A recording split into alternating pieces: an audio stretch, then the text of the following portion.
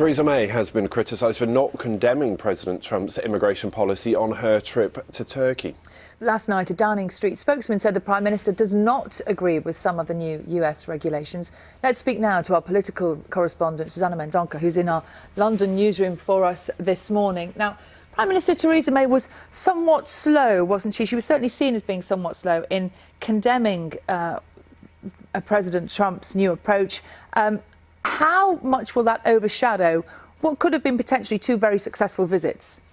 I think it will overshadow it because she was asked 3 times at a press conference in Turkey yesterday where she was there to meet the Turkish president, and she was asked about it and she didn't answer the first 2 times, and on the third occasion all she would say is that it was a matter for the US government whether or not they decided to let in refugees. And so she was criticised for that, not just from opposite political parties but even from MPs within her own party, and some of her own MPs are being affected by this. We understand Nadeem Zahawi, he's a British citizen but Iraqi-born, has said that he would not be allowed into the US as a result of this policy that Donald Trump has introduced. So Theresa May has faced a lot of criticism in the past 24 hours or so.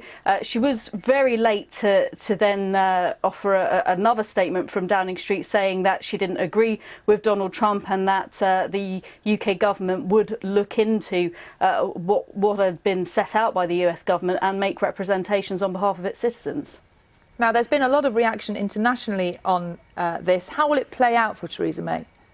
I think it's a difficult one for her. We saw just a couple of days ago Theresa May hand in hand with Donald Trump. She wanted to emphasise really that special relationship that Britain is perceived to have with the US, in particular as Britain pursues leaving the European Union and is looking for alternative trading partners. And so she came away from that meeting having a very good meeting with Donald Trump, and Downing Street were very positive about it. Now she potentially will be in a position where she has to criticise him. She said before that she would criticise Donald Trump when she disagreed with him, but on the occasion yesterday she was slow to act, and so people will be looking to her to be more forceful, I suppose, in her criticism. Susanna, thank you. That is Susanna Mendonca, our political correspondent.